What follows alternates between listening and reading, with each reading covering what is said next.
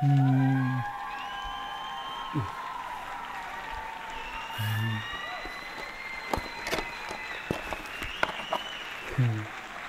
Mas Alfian.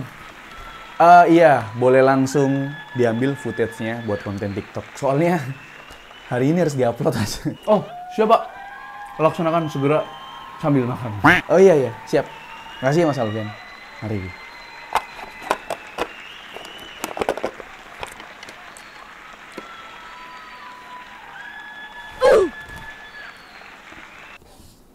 Halo. Ya bos, ya udah ku upload footage-nya di NasQNet, segera diedit ya konten TikTok-nya karena harus tayang hari ini. Hari ini, Bos? Iya, tolong diedit. Siap dikerjakan, siap. A few moments later. Bos, halo, konten udah selesai, udah ku upload di NasQNet ya? Iya. Jadi bos tinggal download aja. Yoi. Siap bos, makasih. Sama-sama. 2,000 years later.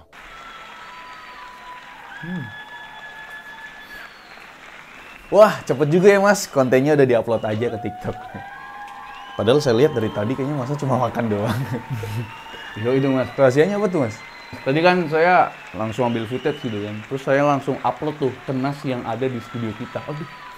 Jadi editor tinggal ngedit aja sih. Praktis juga ya mas ya, nggak kayak YouTuber lain tuh masih pada sibuk ngedit. Dari tadi aku lihat Mas Alfian udah upload terus udah bisa santai gitu. Emang pakai apaan sih mas? Nah itu dia mas, ini yang dinamakan kerja cerdas.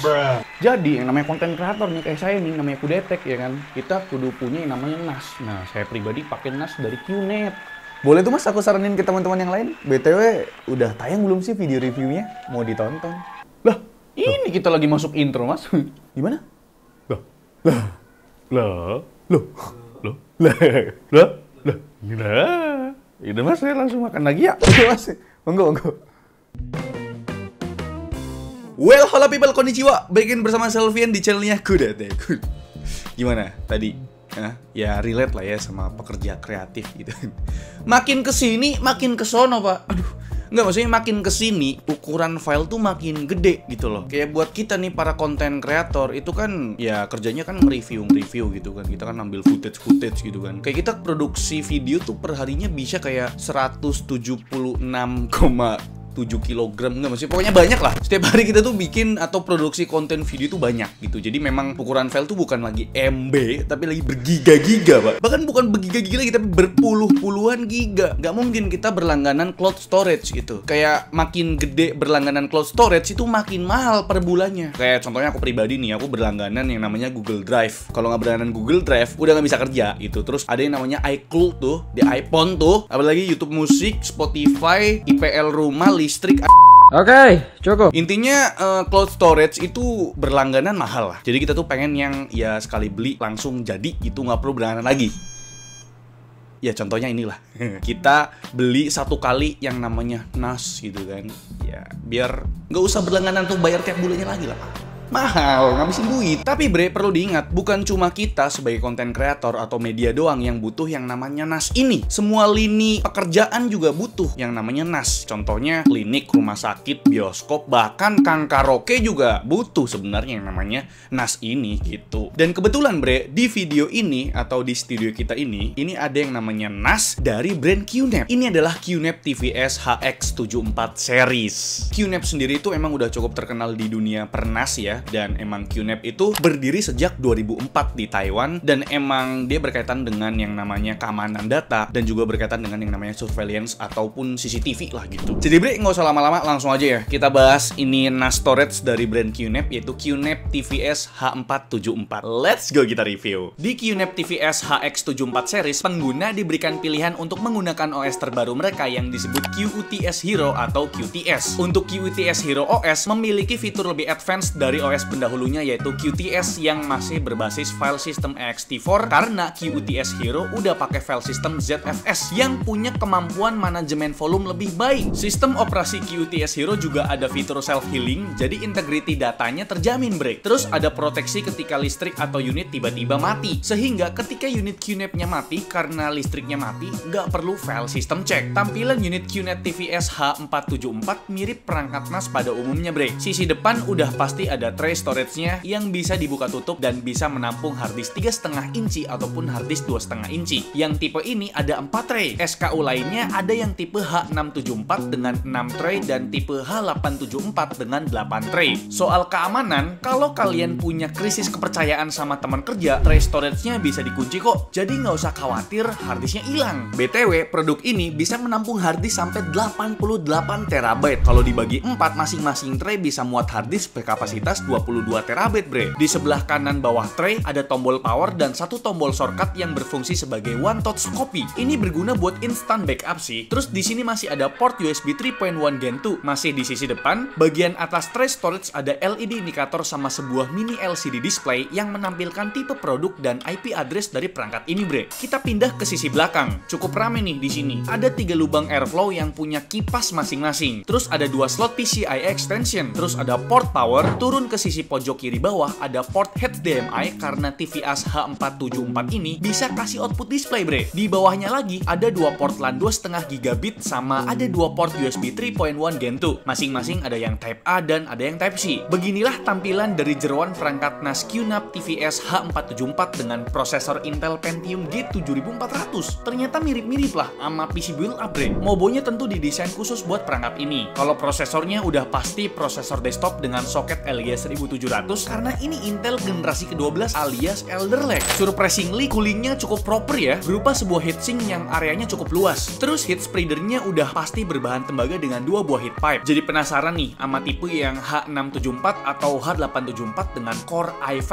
12400-nya pakai cooling yang bagaimana itu? Lanjut ke slot RAM-nya. Di sini ada 2 slot. Pakai RAM bertipe SODIMM dan baru terpasang 1 slot berkapasitas 8 GB dan masih bisa di-upgrade sampai 2x32 GB alias 64 GB, bre. Terus tersedia dual slot M.2 NVMe dengan interface PCIe Gen 3. Biar sistem operasi yang nanti kita install lebih kenceng ketimbang pakai harddisk. Buat dinginin area board ini tersedia satu fan mini berdiameter 6 cm.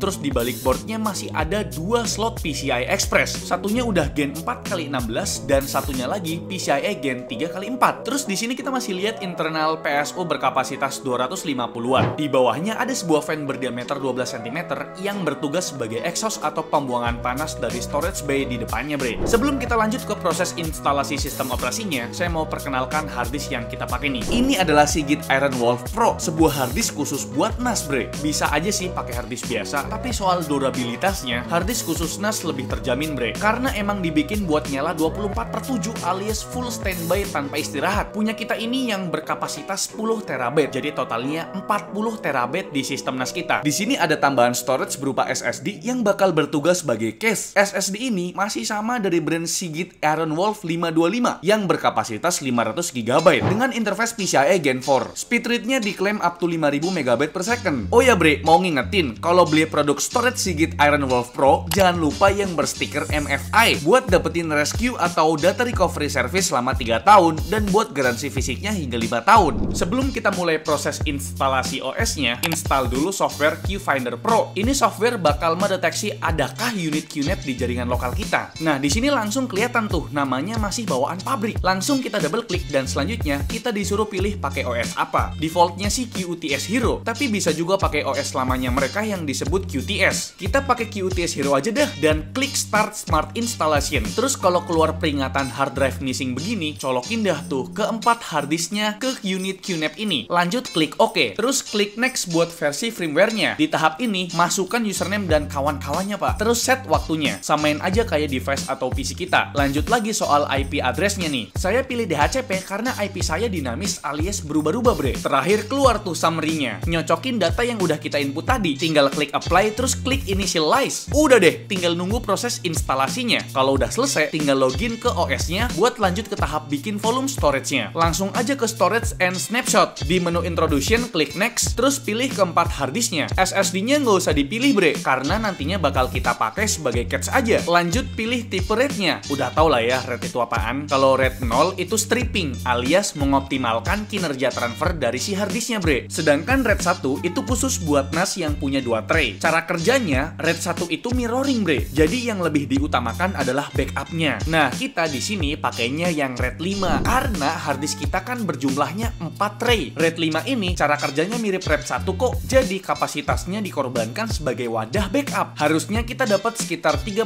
terabyte kalau pakai stripping atau RAID 0. Jadi cuma dapat 26 terabyte, bre. Ya, kita tinggal klik next aja sih sampai proses create volumenya kelar. Kita lanjut bikin SSD cache-nya dulu, bre. Klik cache acceleration, terus klik plus, klik start, drag ke bawah buat opsi yang kedua, klik next, pilih SSD-nya, klik next lagi, pilih opsi yang all file, lalu klik next, terus create, dan oke deh. Fungsi dari SSD cache ini mirip sama cara kerja cache di RAM, bre. Membantu proses baca filenya lebih cepat lagi. Tahu kan speed bawaan harddisk seberapa? Dengan adanya fitur SSD cache ini, bakal bikin kecepatan baca harddisk serasa kecepatan SSD, Pak. Nah, itu dia, bre. Dan BTW, dari tadi kalian tuh pasti denger yang namanya snapshot.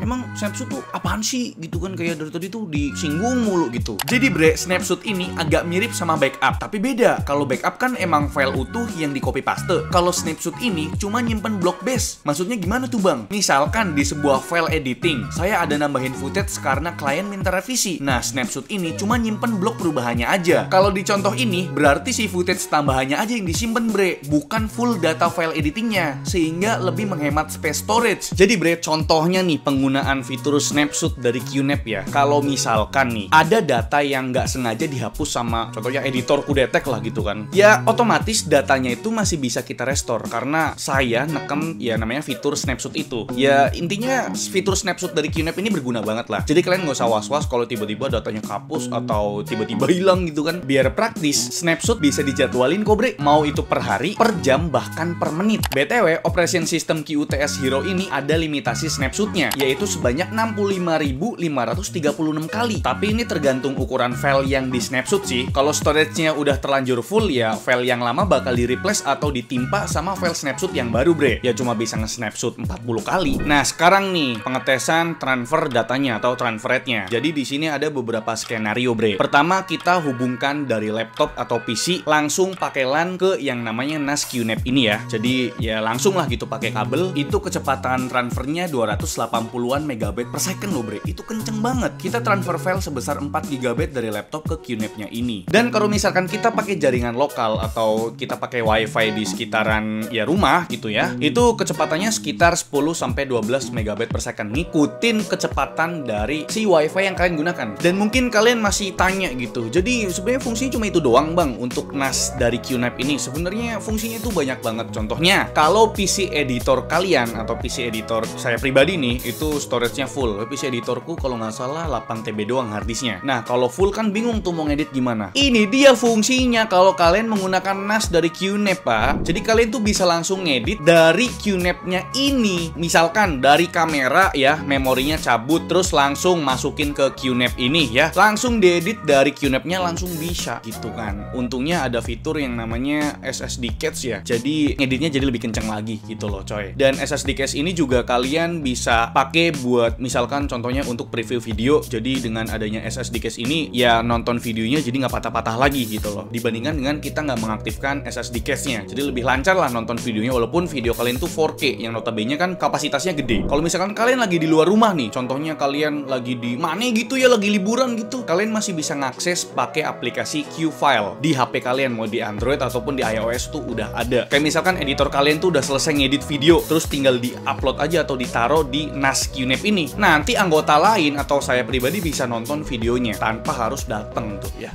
Bisa contohnya saya lagi di mana gitu kan, di Matahari, gitu banget ya. Ya di sono lah ya. Ya tinggal buka aja aplikasi Qfile di Android ataupun di iOS, terus tinggal preview udah videonya. Kelar, simple, praktis gitu kan. Tapi bre, kalau misalkan kalian mau pakai aplikasi mobile atau yang di Android ataupun di iOS, itu ya harus disetting dulu. Caranya gimana? Ikutin. Kita perlu setup yang namanya My QNAP Cloud. Pertama install dulu My QNAP Cloud-nya, terus login dulu pakai QNAP ID. Kalau belum punya, ya register dulu lah. Di sini saya langsung login aja ya. Terus masukkan nama device-nya. Lanjut checklist keempat checkbox ini ya. Terus ganti akses kontrolnya jadi public. Terus klik next dan tunggu sampai pendaftaran device-nya kelar. Terus biar bisa diakses lewat HP, kita perlu enablekan My QNAP Cloud link-nya dulu, bre. Terus biar makin aman, kita aktifkan SSL sertifikatnya juga. Ini berguna buat menenskripsi file yang bakal diakses lewat Open Network. File yang terenskripsi itu bakal menyusahkan hacker, bre. Dan udah deh, QNAP kita udah bisa diakses layaknya cloud service. Tinggal download aplikasi Qfile di Android ataupun di iOS dan kalian login pakai QNAP ID. Dan ya bisa akses deh pakai HP. Dan kira-kira itu dia penggunaan dan fitur dari NAS-nya si QNAP ini ya. Sebenarnya masih banyak lagi, cuma kalau dijabarin juga videonya sejam. Udah jadi kuliah sore. Kuliah sore nama channel dong. Dan sekarang kita langsung masuk ke kesimpulan aja lah ya. Maksudnya kayak ini kan barang mahal bang, kayak garansinya gimana, kesimpulannya gimana gitu kan. Oke, untuk garansi unit QNAP-nya ini 3 tahun, sedangkan buat harddisknya 5 tahun bre. Nah belinya di mana? Belinya di official store-nya QNAP. Jadi udah ada linknya di deskripsi video ini. Sekarang buat kesimpulannya, ya kalau kalian emang butuh banget yang namanya NAS dan storage yang besar, ya udah jelas kalian butuh yang namanya NAS QNAP ini. Jadi ya memang mahal sih, cuma kan belinya sekali doang, nggak berlangganan. Oke, jadi itu dia videonya. Like video ini kalau kalian suka, dislike kalau saya jelek, dan jangan lupa untuk tekan tombol subscribe yang warna merah kalau misalkan kalian belum subscribe channel ini. Saya Alfian selaku host di channel ini mengucapkan terima kasih. Sampai jumpa di video selanjutnya. Bye bye.